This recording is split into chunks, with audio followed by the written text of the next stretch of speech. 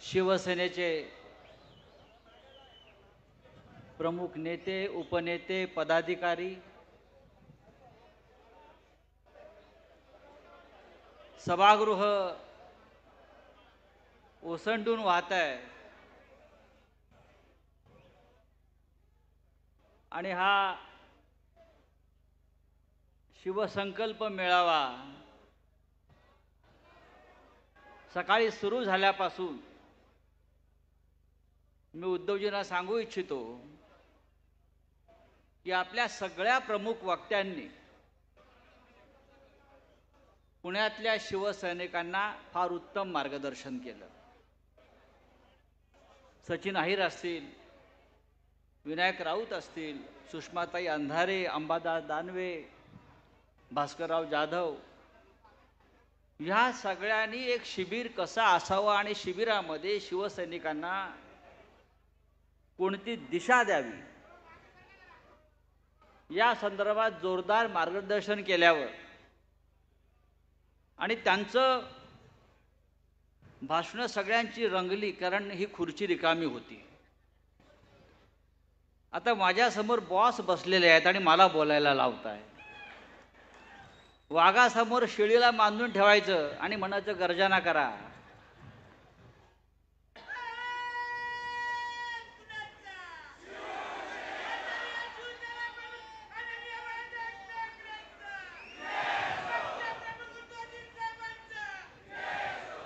उद्धवजी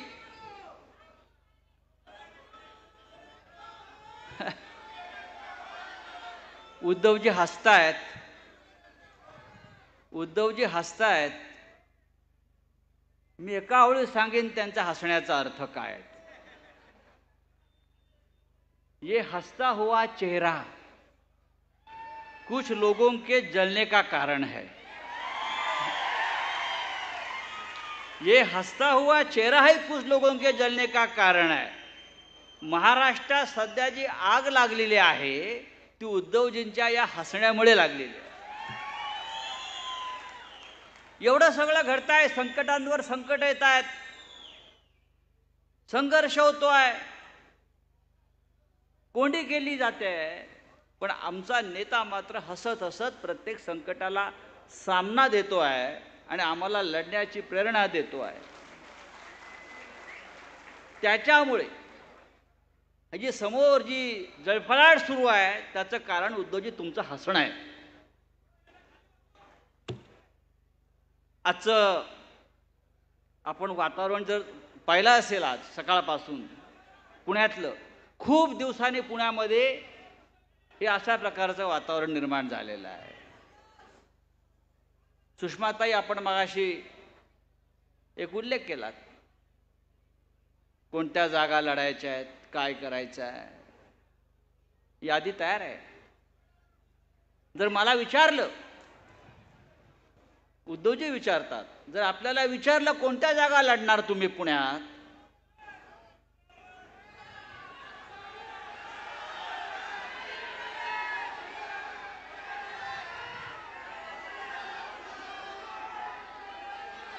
पुणे, मावळ, पुणे जिल्ह्यातली प्रत्येक जागा लढण्याची ताकद शिवसेनेमध्ये आहे. प्रत्येक जागा लढण्याची ताकद शिवसेनेमध्ये आहे. आणि गेल्या 25-30 वर्षामध्ये या प्रत्येक जागेवर कधी ना कधी शिवसेनेचा आमदार जिंकून आलेला आहे. तुम्ही 1-2 जागा घेऊ नका. हा पुणे, आता पहा तुम्ही, गेले काही वर्ष, मी नेहमी सांगतो, गेल्या काही वर्षामध्ये शिवसैनिकांनी दुसऱ्यांच्या पालख्या खूप वाहिल्या. आता शिवसैनिकांना स्वतःसाठी लढायचं आहे. कधी भारतीय जनता पक्षाची पालखी वाहिली, त्यांच्या आमदार निवडून आणले. परवा कसब्याची पोटनिवडणूक झाली, शिवसैनिकांनी कष्ट करून कसब्यात काँग्रेसचा आमदार निवडून आणला. बारामतीच्या जागेत सुप्रियाताईचा विजय व्हावा म्हणून शिवसैनिकांनी अक्षरशः रान पेटवलं. पुण्यामध्ये कालच्या लोकसभेत शिवसैनिकांनी प्रचंड काम केले. शिरूर, मी सांगतो आहे, पण आता उद्याच्या विधानसभेत शिवसैनिकांनी स्वतःकडे आपल्याकडे पाहिलं पाहिजे. सगळे आपण महाविकास आघाडीमध्ये जरी असलो तरी आता पहिली पसंती शिवसेना आणि माननीय उद्धव ठाकरे.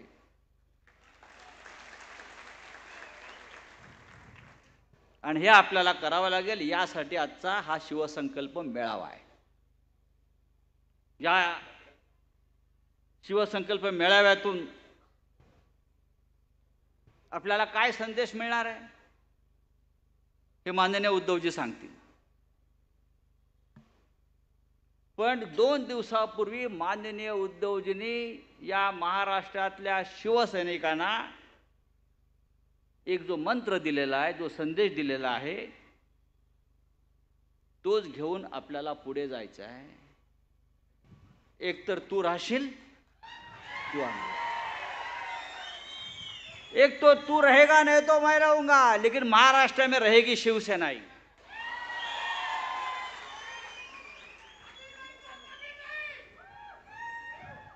तुम्हारे जैसे कुत्ते सिर्फ भौंकते हैं, सांगा त्यांना. हम शेर है, खुलेआम ठोकते हैं. एक तो तू रहेगा नहीं तो मैं रहूंगा हे सांगणारा या देशामध्ये, महाराष्ट्रामध्ये जर कोणी असेल तर तो माझा नेता माननीय उद्धव ठाकरे आहे. माझ्या नादाला लागू नका.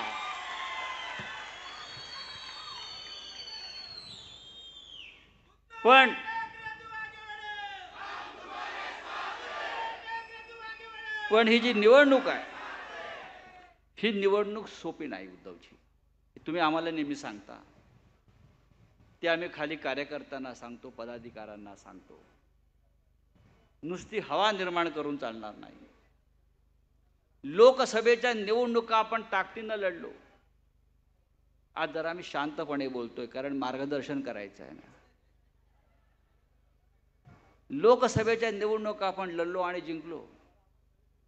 तरी मला असं वाटतं की शिवसेनेनं जे यश अपेक्षेलं होतं ते आपल्या वाट्याला येऊ शकलं नाही.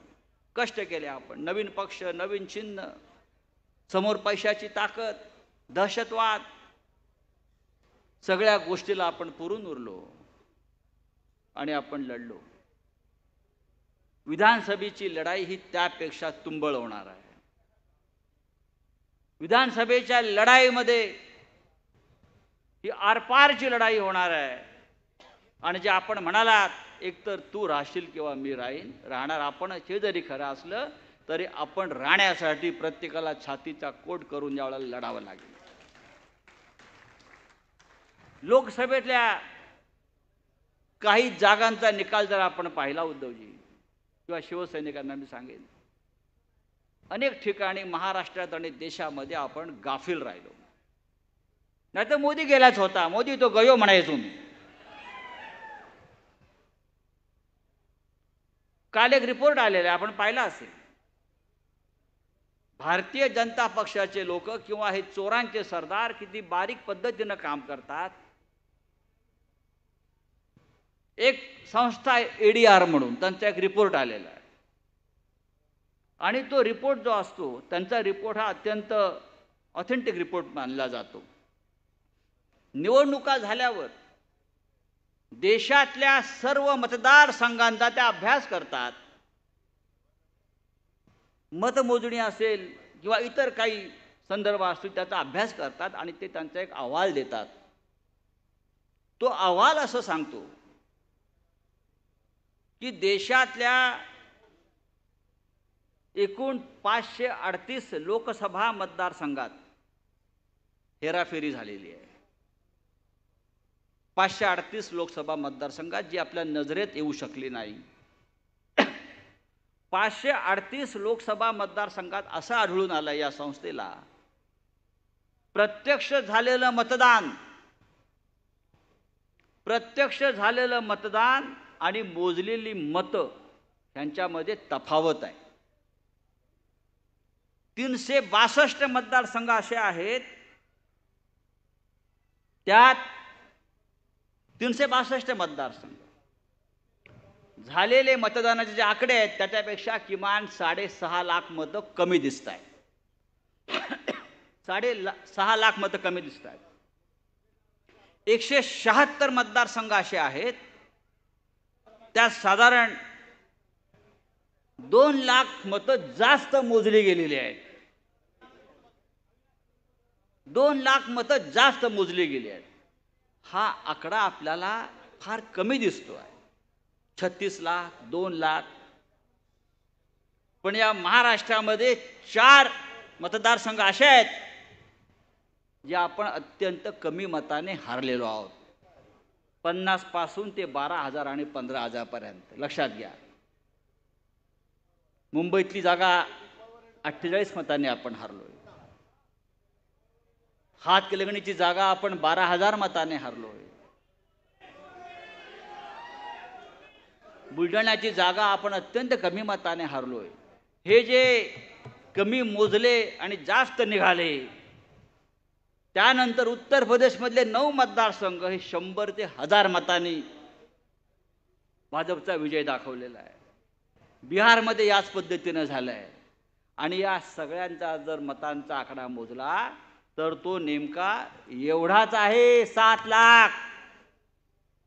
जिथे आपलं लक्ष नव्हतं, मतदान केंद्रावरील आपल्या लोकांनी जरासा गाफीलपणा दाखवला आणि त्याच्यामुळे हे अशा प्रकारचे विजय ते चोरू शकले, आपल्याकडनं हिसकावून घेतले शकले. नाहीतर भारतीय जनता पक्षाचा पराभव हा झालेलाच होता.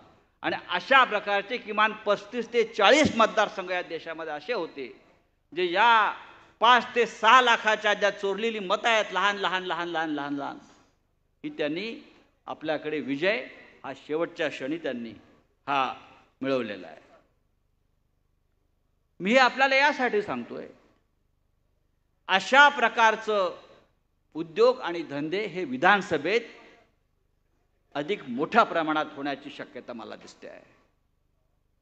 हे जे आपण शिबिर घेतलेलं आहे, जे आपण मार्गदर्शन आपल्या नेत्यांचं सहकाऱ्यांचं आमच्या ऐकलेलं आहे, त्या मार्गदर्शनाबरोबर जिथे आहात त्या जमिनीवर एखादा योद्धाप्रमाणे शेवटच्या मिनिटापर्यंत तुम्ही उपस्थित राहिलं पाहिजे. प्रत्येक मताची मोजणी होईपर्यंत तुम्ही तिथे उपस्थित राहिलं पाहिजे. तसं झालं नाही तर हे जे आज माझ्यासमोर आकडे आलेले आहेत आणि त्याच्यातून किमान 35 ते 40 जागा आपल्या हातातून निसटलेल्या आहेत, त्याच्यात शिवसेनेच्या 4 जागा आहेत. लक्षात घ्या. त्या 4 जागा आपल्या हातामध्ये आल्या असत्या तर आपण 14-15 जागा जिंकून या महाराष्ट्रामध्ये पहिला क्रमांकावर असतो. विधानसभेमध्ये अशा प्रकारचा गाफीलपणा आपल्याकडे असता कामा नये. बाकी इतर अनेक गोष्टी आहेत. मगाशी मार्गदर्शन अनेक विषयांवरती केलेलं आहे. पण शिवसेनेला निवडणुका नवीन नाही. भास्करराव आपण सांगितलं, आपण अनेक जय पाहिलेत, अनेक पराभव पचवलेत, त्यातून आपण उभे राहिलो. हिंदुहृदय सम्राट बाळासाहेब ठाकरे हे असताना आणि त्यांच्यानंतर उद्धवजी असताना अनेक वार आपण छातीवरही झेलले आणि पाठीवरही झेललेले आहेत. बाळासाहेब ठाकरे ते नेहमी सांगायचे, हिंदुहृदय सम्राट, माझ्या पाठीवर इतके वार झालेत, इतके घाव झालेत, आता नवीन घाव झेलण्यासाठी माझ्या पाठीवर जागा राहिलेली नाही. या सगळ्या प्रसंगातून आपण इथपर्यंत आलेलो आहोत.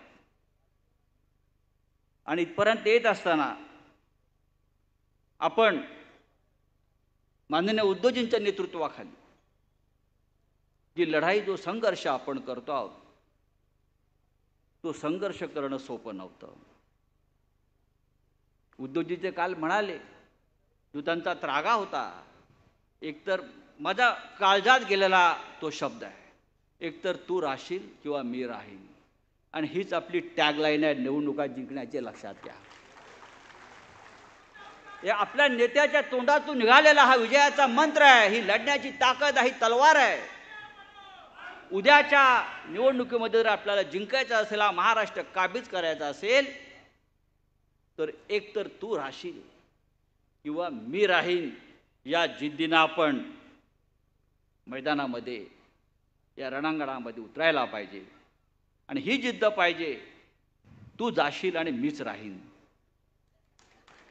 हा महाराष्ट्र छत्रपती शिवाजी महाराजांनंतर, डॉक्टर बाबासाहेब आंबेडकरांनंतर कोणावर प्रेम करत असेल, श्रद्धा ठेवत असेल, तर तो हिंदू हृदय सम्राट शिवसेना प्रमुख बाळासाहेब ठाकरे यांच्यावर, त्यांची शिवसेना आहे. ती एकनाथ शिंदे यांच्यासारख्या चोर लफंग्यांना अशा सहज चोरता येणार नाही, अजिबात नाही. आज या पुण्याच्या भूमीवर जे शिबिर आपण घेतो आहोत, या पवित्र भूमीमध्ये याचं महत्त्व तुम्ही समजून घेतलं पाहिजे. इथून सुरुवात होते आहे. आपण मगाशी सांगितलं, छत्रपती शिवाजी महाराजांनी हिंदवी स्वराज्याचा सोन्याचा नांगर या मातीमध्ये लावला आणि संपूर्ण महाराष्ट्रामध्ये हिंदवी स्वराज्याचं पीक काढलं. आम्ही छत्रपती शिवाजी महाराजांच्या फॅन्स क्लबचे मेंबर आहोत, औरंगजेबाचे नाही. हे मी वारंवार सांगतो आणि पुन्हा सांगतो. छत्रपती शिवाजी महाराज इथे जन्माला आले, औरंगजेब गुजरातला जन्माला आलाय. औरंगजेबाची भाषा गुजराती होती, शिवाजी महाराजांची भाषा मराठी होती. औरंगजेबाचे व्यवहार उर्दू बरोबर गुजरातीतून चालत होते.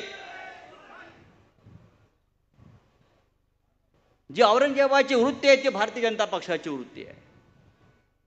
मी त्यांना का म्हणतो, तुम्ही औरंगजेबाच्या औलाद आहात, मी का म्हणतो, उद्धवजी का म्हणतात? औरंगजेब हा दिल्लीतून महाराष्ट्रात आला, गुजरातला गेला, अख्खा देश फिरत राहिला, राज्य काबीज करत राहिला. हे पाहिजे मला, ते पाहिजे मला, देवळं तोडत होता, मंदिरं तोडत होता. औरंगजेबाला 500 बायका होत्या, त्यात त्याच्या काही पट्ट राण्या होत्या. एकदा त्याला का त्याच्या राणीने विचारलं, महाराज जहापना, औरंगजेबाला फावल्या वेळामध्ये टोप्या विणण्याचा छंद होता. मोदींना पण असे खूप छंद आहेत धार्मिक. तेही तपश्चर्येला बसतात. औरंगजेबी ध्यान करत होता, जपमाळ ओढत होता. आपण त्याचे फोटो पहा. आणि विणलेल्या टोप्या तो अनाथ आश्रमात वाटत होता. औरंगजेबाच्या एका राणीनं विचारलं औरंगजेबाला की जहापना, तुम्हाला नक्की काय करायचं आहे, काय मिळवायचं आहे? औरंगजेब म्हणाला त्या बेगमला त्याच्या, आता मी महाराष्ट्रावर स्वारी करणार आहे. आधी मी महाराष्ट्र काबीज करणार. महाराष्ट्र काबीज केला की मी दक्षिणेकडे जाणार. अशा तऱ्हेने मी संपूर्ण राज्य, संपूर्ण देश काबीज केला की या देशाच्या आजूबाजूचे इराण, अफगाणिस्तान वगैरे हे सुद्धा भाग ताब्यात घेणार. आणि मग मी जगाचा राजा झाला की मी शांतपणे जगायला सुरुवात करीन. राणी त्याला म्हणाली, जहापना, मग तुम्ही आत्ताच निवांतपणे का जगत नाहीत की सगळं असताना? हा निवांतपणा तुम्हाला कधी मिळेल? औरंगजेबाच्या आयुष्यात तो निवांतपणा आला नाही आणि या महाराष्ट्रात त्याची कबर खणली गेली. आणि भारतीय जनता पक्षाची कबर सुद्धा औरंगजेबाप्रमाणे या महाराष्ट्रातच खणण्याचं राष्ट्रकार्य इथे आपल्याला करावं लागणार आहे. हिंदू हृदय सम्राट सांगायचे, उद्धवजी सांगतात, नेहमी सांगत होते, किती गिळायचं आहे तुम्हाला भारतीय जनता पक्षाला? अरे तुम्ही अनेक राज्य जिंकली, देशात तुमची सत्ता आहे, तरी तुम्ही महाराष्ट्रामध्ये शिवसेनेला गिळण्याचा प्रयत्न केला, ते तुम्हाला पचणार नाही. तुम्ही शिवसेना गिळण्याचा जो प्रयत्न केलात, बाकी तुम्ही काही गिळला असेल, पण शिवसेना हा आगीचा लोळ आहे, तो तुम्ही गिळलात, तो तुम्हाला पचणार नाही. आणि आपल्याला शिवसैनिकांना, मराठी माणसाला खास करून मी सांगेन, ह्या वेळेला जागं करावं लागेल शिवसैनिकांना. ही लढाई मराठी माणसाच्या अस्मितेची आणि अस्तित्वाची आहे. भारतीय जनता पक्ष किती गोंधळलेला आहे तुम्हाला मी थोडक्यात सांगतो आणि माझं भाषण संपवतो. साहेब आलेले आहेत. 2 दिवसापूर्वी बातमी आहे, उद्धवजीने पण वाचली असेल, हिंदूंच्या एकगठ्ठा मतदानासाठी ते रणनीती आखणार आहेत. बरं का, हिंदूंच्या एक गठ्ठा मतांसाठी भारतीय जनता पक्ष रणनीती आखणार आहे विधानसभेत। याचा अर्थ लोकसभेत त्यांना हिंदूंची मतं मिळालेली नाहीत।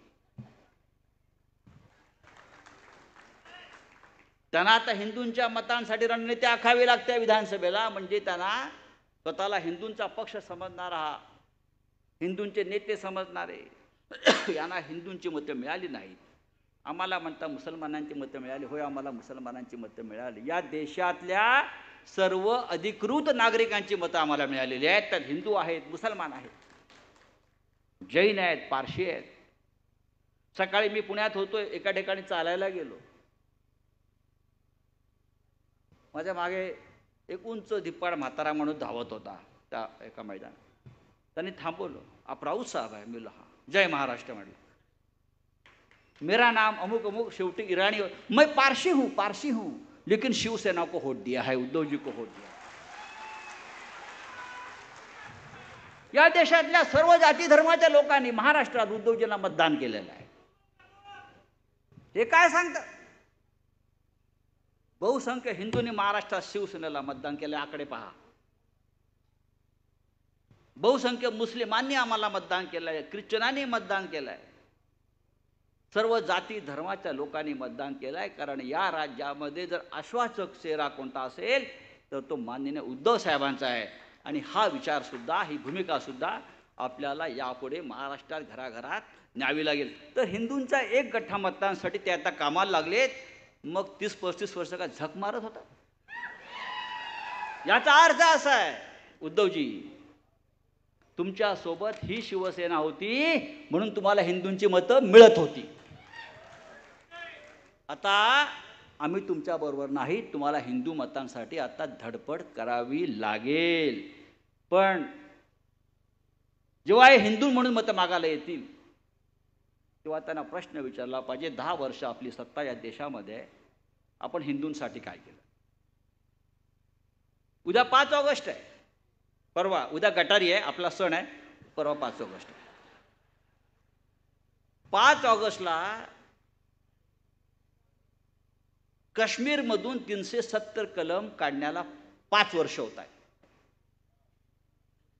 हिंदुत्वाच्या नावाखाली हे कलम काढण्यात आलं 370, त्याला 5 वर्ष पूर्ण होत आहेत। 5 वर्षामध्ये काश्मीरमधल्या हिंदूंसाठी, हिंदू काश्मीरी पंडितांसाठी या सरकारने काय केलं? हा साधा प्रश्न विचारा। काश्मीरी पंडित आपल्या घरी जाऊ शकले का? घर वापसी झाली का? हा प्रश्न विचारा। आजही काश्मीरची परिस्थिती जशी होती तशीच आहे, फक्त त्या प्रश्नाचं राजकारण केलं। आपण हिंदू आहात? भाजपवाल्यांना विचारा, संघवाल्यांना विचारा, आपण हिंदू आहात? मग एका प्रश्नाचं उत्तर द्या म्हणावं। आपण काय ते गायीचे भक्त आहात? गोमाता? आम्ही पण आहोत। मग गायी कापणाऱ्या, गायीचं मांस एक्सपोर्ट करणाऱ्या कंपन्यांकडून भारतीय जनता पक्षानं 2000 कोटीचा निधी का घेतला? आपण हिंदुत्ववादी आहात। ज्यांनी बीफ कंपन्याकडून, बीफ एक्सपोर्ट करणाऱ्या कंपन्याकडून 2000 कोटी रुपये घेतले ज्या भारतीय जनता पक्षानं, त्यांना हिंदुत्ववादी म्हणण्याचा अधिकार नाहीये। आपण हिंदुत्ववादी आहात। परवा आपल्याकडे जे शंकराचार्य महाराज आले होते, अभिमुक्तेश्वरानंद, त्याने एक उत्तम विषय मांडला। केदारनाथच्या मंदिरातलं 500 किलो सोनं ह्या लोकांनी, भाजपवाल्यांनी गायब केलंय। ज्या केदारनाथच्या गुहेमध्ये नरेंद्र मोदी हे तपस्या करायला जातात, निवडणूक झाल्यावर गुहेत बसतात, तपस्या करतात 15 कॅमेऱ्यांसह, केदारनाथच्या मंदिरातलं 500 किलो सोनं कोणी चोरलं? कुठे गेलं 500 किलो सोनं? हा प्रश्न एक हिंदू म्हणून आपण त्यांना विचारायला हवा। आणि सगळ्यात महत्त्वाचा प्रश्न, अयोध्येच्या रामाचे आपण मालक झाला होतात, आज राम गळक्यात छपराखाली कोणी बसवलाय? प्रभू श्रीराम नव्या मंदिरात गळक्यात छपराखाली बसलाय। माझं उद्धवजींना आव्हान आहे, उद्धवजी आपण अयोध्येत जाऊन त्या गळक्या छपराकाच्या रामाला आपण पुन्हा एकदा सुरक्षित जागेमध्ये नेण्यासाठी एखादं आंदोलन करावं लागेल. या हिंदूंचा देव, हिंदूंचा राजा, त्याच्या राज्यामध्ये भारतीय जनता पक्षानं गळक्या छपरागारी बसवल्या, छत्री लावलेली आहे. हे किती काळ चालणार?